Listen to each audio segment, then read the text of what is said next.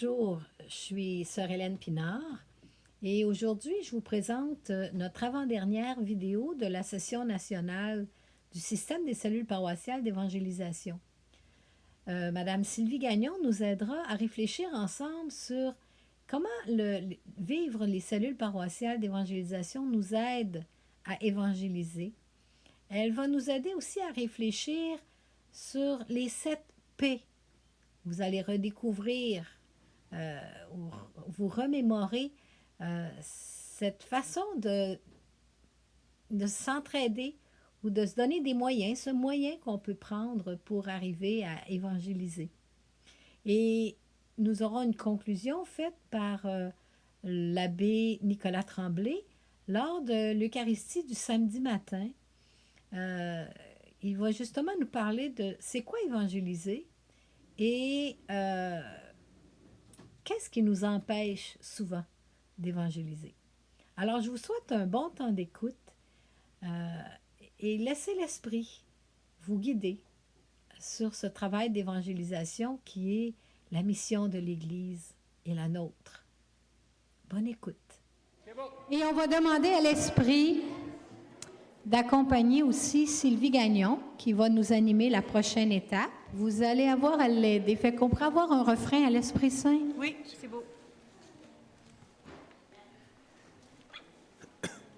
Ô Esprit du Dieu vivant, en nos cœurs descend. Ô Esprit du Dieu vivant, en nos cœurs descend. Prends-nous, change-nous, remplis-nous, guide-nous. Ô Esprit du Dieu vivant, en nos cœurs descend. En son cœur. Ô Esprit du Dieu vivant, en son cœur descend. Bonjour tout le monde. Vous avez bien mangé? Trop? Oh! Super. Fait que, en forme pour l'après-midi? J'aime ça de même. On va parler d'évangélisation. Mais j'ai encore besoin de votre aide. Ça va être moins plate. Parce que si vous m'écoutez tout l'après-midi, probablement que ça va être plate. Alors, j'aimerais ça que vous preniez une petite minute, fermez les yeux, et puis vous allez vous poser la question, comment les rencontres de cellules m'aident-elles à évangéliser? Comment les rencontres de cellules m'aident-elles à évangéliser? Et puis j'aimerais ça qu'on partage un peu autour de cette question-là. Est-ce que ça vous aide? Est-ce que ça vous aide pas? Si ça vous aide, comment? Fait que ça vous donne des pistes un petit peu. Si vous êtes prêts à parler, vous me faites signe et je vais m'approcher de vous. Je reviens. Ça me fait partager aux autres comment Jésus agit concrètement dans mon quotidien. Merci, Lynn. Je ne sais pas si vous avez la même impression quand vous regardez. Hein, quand on regarde les gens, il y en a quelques-uns qui n'en ont jamais fait, puis plus ça va, il y a des gens qui en ont fait plus qu'un an. Et souvent, ce qui me frappe, c'est que le chiffre grossit. C'est 1 an, 5 ans, 10 ans. Il y a de plus en plus de mains. Alors, il doit y avoir quelque chose de fantastique dans les cellules. Il doit y avoir quelque chose, puis là, bien, je vais revenir à vous autres. J'ai assez parlé. Vous voulez avoir la parole? OK. Ben, oui. Comment les cellules m'aident-elles à évangéliser? Si on s'entend sur le mot évangéliser, pour commencer peut-être. Oui, vous avez un partage à faire? Évangéliser, vous vous souvenez, hein, c'est aller vers les autres. Faire connaître et aimer Jésus. En premier, selon moi, quand on porte Jésus dans notre cœur et qu'on est tout seul, c'est super. Mais quand on est deux, on dirait que c'est encore plus que deux, puis plus que si on est un petit groupe, c'est explosif. Ça fait vraiment un effet dans notre cœur qui est comme amplifié. Et je trouve que cet effet-là nous donne l'audace. Après ça, on a plus d'audace pour aller vers les autres. Je vais faire du pouce. Quand on a de la peine, oui, je m'en reviens en avant pour voir. Il y avait quelqu'un là où je vais revenir. Quand on a de la peine, c'est dur. Quand on la partage, c'est moins pire. Quand on a de la joie, c'est le fun. Mais si on est tout seul, c'est plate. La joie, c'est le fun quand on la partage. Alors, l'évangélisation, ça fait du pouce un peu sur ce que vous avez dit, c'est qu'effectivement, c'est en la partageant, puis là, ça fait boule de neige.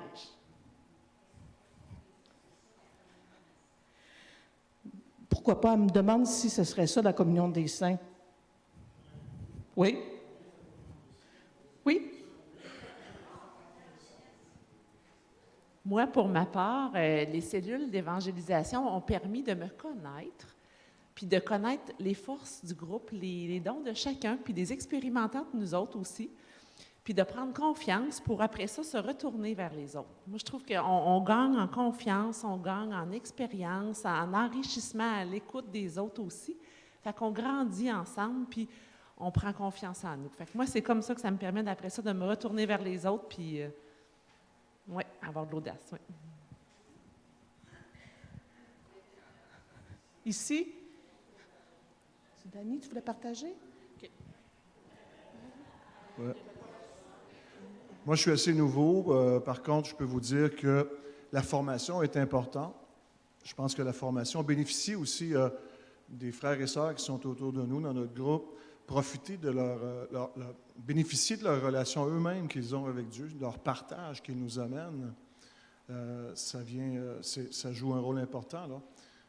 Et je pense que le volet formation est aussi important là, pour nous donner les outils, justement, pour oser puis aller vers les autres. Là. Oui, j'ai quelqu'un ici, puis il va y avoir quelqu'un... OK. Pour moi, une cellule, c'est une unité créative. Je trouve ça que ce que chacun apporte, là, ça fait comme une petite église créative domestique. Et puis, comme c'est une fois par semaine, c'est vraiment un bon moyen de rester branché à la bonne place. Comment ça t'aide à évangéliser, ce que tu viens de me dire? Bien, j'ai toujours Dieu en tête, dans le cœur, puis je le vois, étant donné que je le vois, s'il arrive une situation, je suis plus rapide pour parler de lui. Tu sais, c'est un réflexe qui est là, plus présent qu'avant. Au lieu de me dire, « Ah, j'aurais pu dire telle affaire, tu sais, rendu chez nous 3/4 d'heure plus tard, là, ça devient un petit peu plus automatique. »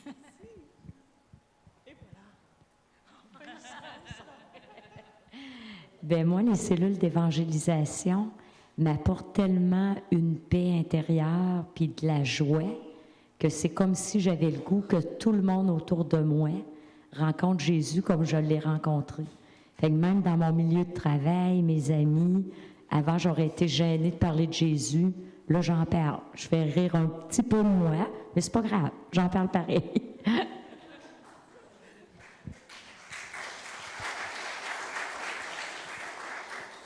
Moi, les cellules, j'ai connu ça grâce à Luc. Puis quand j'avais été à Rome avec Luc, il y a 2 ans, j'avais participé dans une cellule à Milan. Puis c'était tous des Italiens, hein. Mais la madame où je couchais, elle parlait français. Fait que tout ce que je disais, elle traduisait pour eux autres. Puis qu'est-ce que les autres disaient, elle traduisait pour moi. Puis c'était tous des jeunes. Je trouvais ça vraiment fantastique.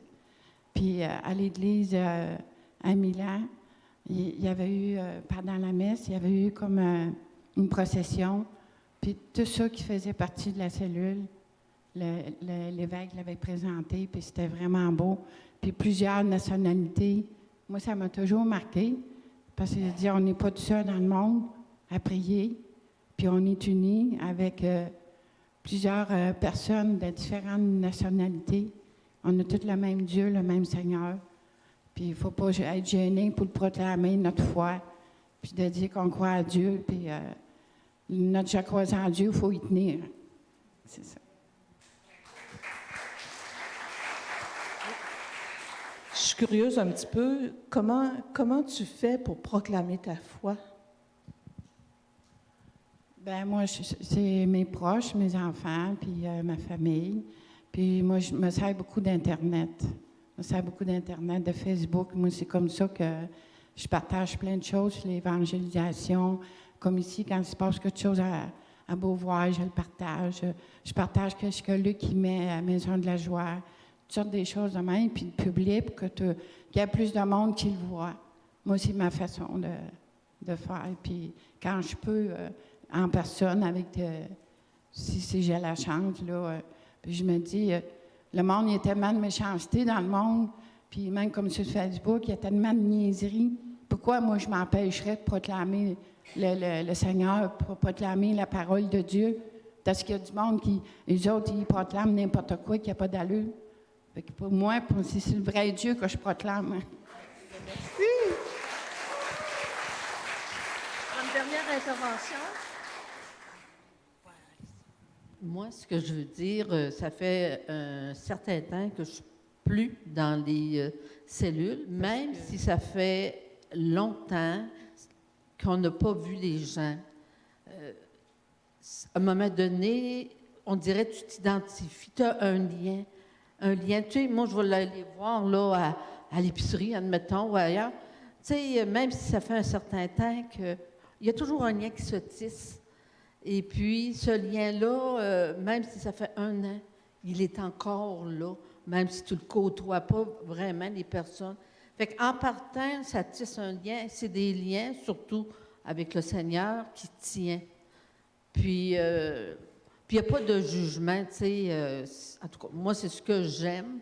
Et puis, je vais me pousser un petit peu dans le dos pour y aller dans l'après-midi. Merci.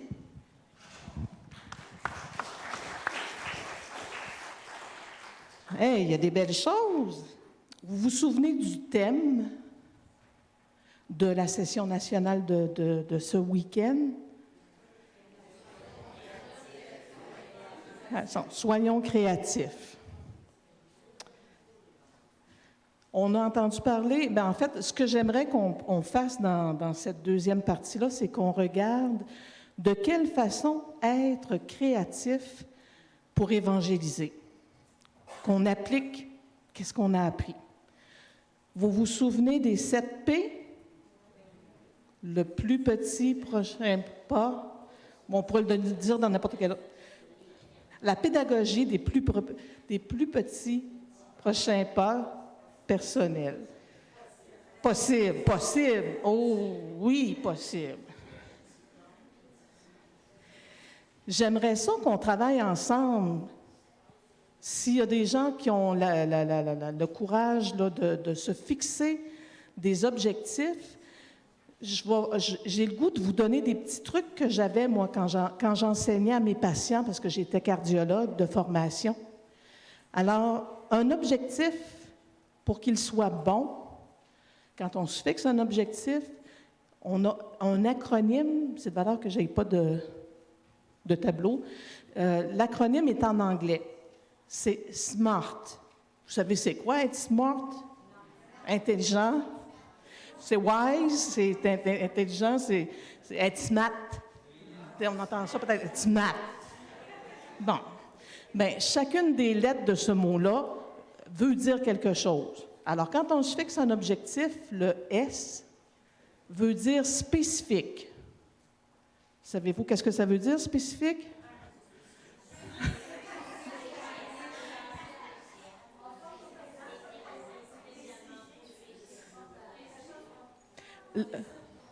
Spécifique.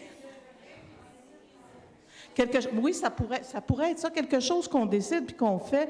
Mais en fait, quand on dit spécifique, là, vous avez sûrement entendu le mot, ça peut être général ou ça peut être spécifique. Si c'est général, ça vise tout le monde. Mais spécifique, là, c'est précis. Précis. Puis moi, là, ce que je veux que vous reteniez, là, c'est que spécifique, ce que je veux que vous reteniez, c'est une action, un objectif. Dans le sens que c'est une action, c'est quelque chose qu'on va faire. Alors, une action, faire un pas, c'est ça un objectif. Puis le plus précis possible, parce que si vous faites un objectif large, vous ne saurez pas où tirer. Ça va être flou. Si je dis, par exemple, je veux perdre du poids,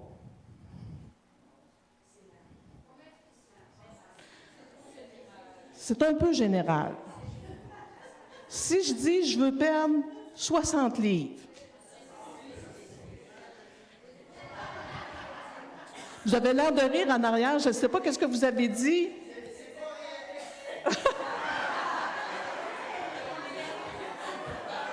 Là, vous me devancez.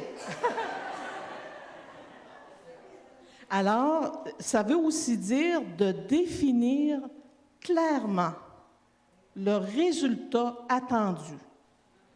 Et si vous n'êtes pas capable de le définir ou de le raconter à quelqu'un, c'est parce que ce n'est pas clair. Ce n'est pas spécifique. OK? Définir clairement le résultat attendu.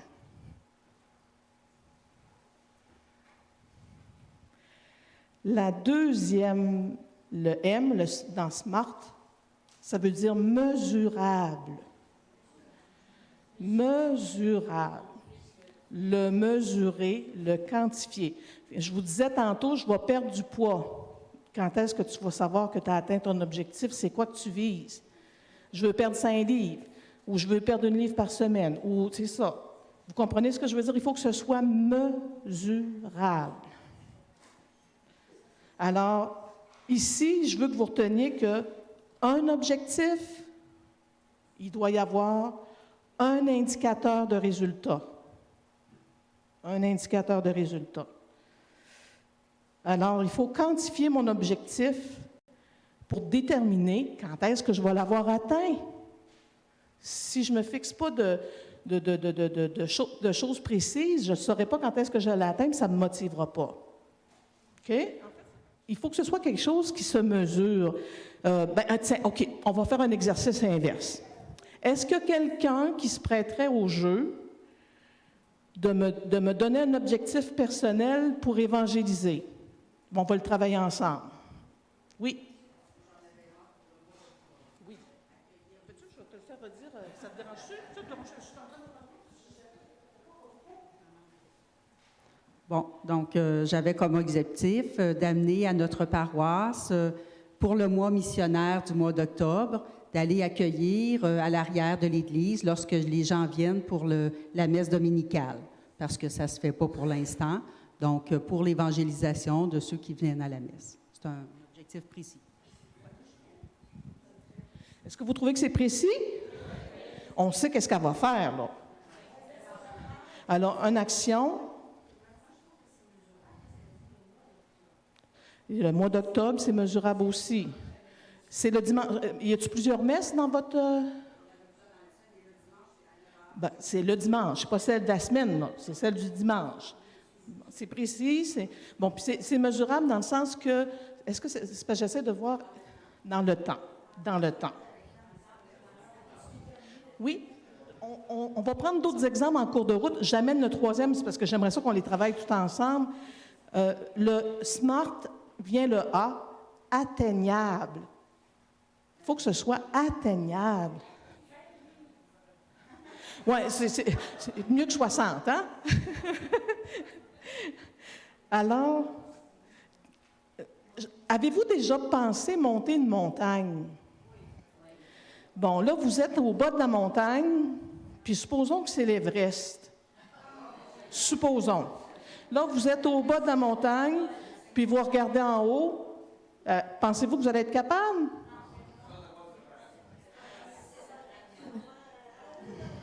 Est-ce qu'on peut imaginer une façon d'y arriver? Ah! Est-ce qu'on peut découper ça en étapes? Est-ce qu'au lieu d'y aller tout droit, là, je peux y aller en zigzag, par palier? Bien, atteignable? Ah bien, ça prend des bonnes chaussures pour partir, c'est sûr, c'est sûr. C'est sûr. Mais voyez-vous où je veux vous amener? C'est que des fois, l'objectif, si je veux monter l'Everest, là, ben c'est bien trop demandé. Peut-être que je ne suis même pas prête à le monter, mais je peux peut-être monter le 10e. Bien, je serais contente. Ensuite, vient l'intervention de mon copain en arrière, là, le R pour réaliste.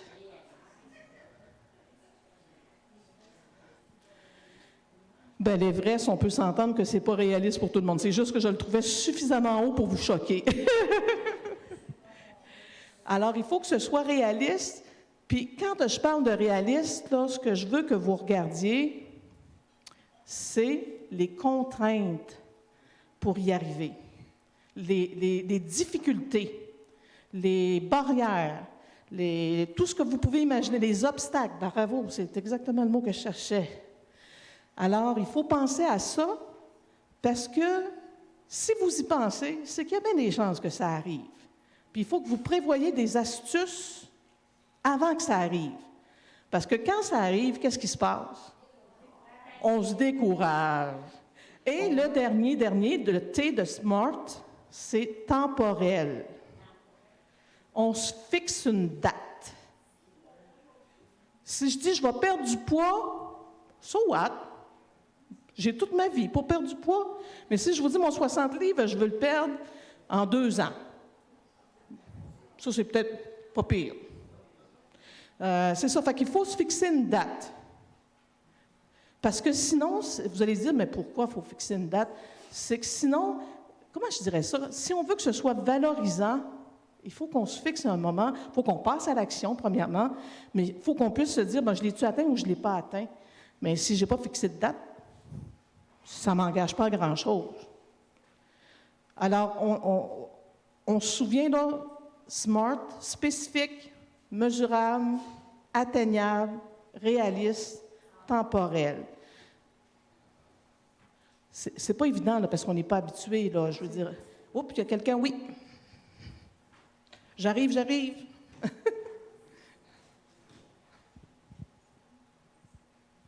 Deux toutes petites choses par rapport à l'atteignable puis à l'Everest. Je veux citer en exemple la pharmacie Jean Coutu King West. Va vous faire rire, je vais vous dire pourquoi. Ils ont organisé, c'est un commerce de Sherbrooke, qui ont organisé la montée de l'Everest. C'est une levée de fonds pour prévention suicide, là. Mais le principe, c'est qu'ils vont monter la grande côte du Don Bosco. Bon, la côte du Don Bosco, là, ils vont la monter à répétition des heures et des heures et des heures de temps, jusqu'à temps qu'ils aient monté l'Everest à gang. Fait que nous aussi, en Église, on peut monter l'Everest à la gang avec le SMART, là. En tout cas, ça m'a fait penser à ça, là. Parce qu'elle vient de nous dire que le prochain plus petit pas possible personnel, il peut être aussi communautaire. Bien oui. On n'est pas obligé de tout faire tout seul. Ah, ben non. Mais là, j'aimerais ça qu'on pratique ensemble puis qu'on se fixe un objectif personnel. Je vous laisse 2 minutes pour y penser. Puis après ça, j'aimerais ça qu'il y ait quelqu'un qui veuille le partager, puis on va le travailler ensemble pour que ça soit spécifique, mesurable, atteignable, réaliste, temporel. Alors, comme mes petits-enfants demeurent tous loin, comme objectif, je me fixe de leur envoyer une carte de fête à leur fête en leur parlant que le Seigneur les aime, puis que je demande au Seigneur justement de les bénir et de les accompagner. Et ça, à chaque fête de mes petits-enfants, puis à chaque fois que c'est Noël ou que c'est Pâques. Juste par curiosité, vous en avez combien? 14. C'est quand même quelque chose, là. Alors, est-ce que c'est spécifique d'après vous? Est-ce que c'est mesurable? À la fin de l'année, on va compter les cartes. Est-ce que c'est atteignable? Voyez-vous des obstacles à ça? Non? OK. Non, c'est pas toutes les semaines. À toutes les fêtes, puis à toutes les Noëls, puis Pâques. Fait que c'est bon. Réaliste? Oui. Puis temporel? Vous avez dans l'année. Dans l'année. Bien, à la fin de l'année, tout le monde va avoir eu sa fête. Hein? C'est ça. OK, bon, mais c'est trop bon. Pour ma part, je ne savais pas qu'on aurait cet atelier-là cet après-midi, mais j'ai déjà commencé. Tout à l'heure, après mon dîner, je suis allé à la boutique de souvenirs et puis j'ai pensé à chaque membre de mes collègues de travail. Puis j'ai acheté des petits souvenirs pour chacun d'eux que je vais leur remettre lorsque je vais arriver à mon travail la semaine prochaine. Alors, chaque personne spécifique que je pensais, je voyais un article pour eux. J'ai demandé à l'Esprit Saint qui m'éclaire. Puis c'est ça, je vais remettre. Fait que pour moi, je pense que c'est du concret. Là. C'est vraiment, c'est dans l'action. Oui, c'est mesurable. Oui. Hey, vous êtes bon, vous êtes bon. Oui, on peut applaudir.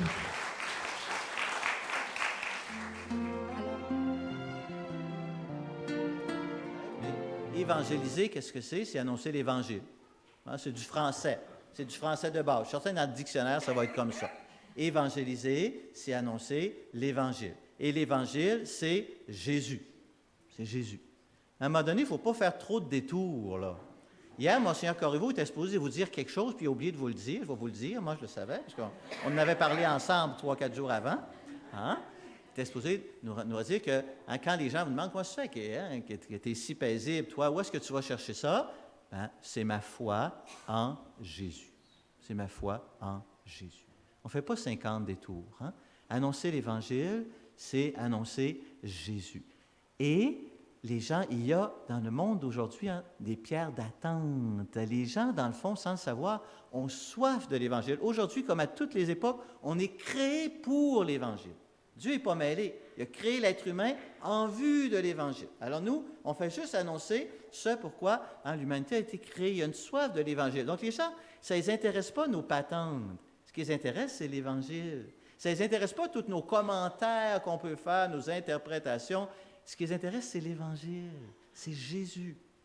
Donc, toujours revenir à cette simplicité-là. On annonce Jésus. Qu'est-ce qui fait obstacle à ça? C'était la question, ceux qui ont participé à une rencontre de cellules hier soir, à la suite de l'enseignement du Père Yvon. Quels sont les obstacles qui m'empêchent d'évangéliser? Et je suis certain que dans vos cellules, comme dans la nôtre, 80% des réponses, peut-être plus, les obstacles, ils sont en moi. Ils sont en moi.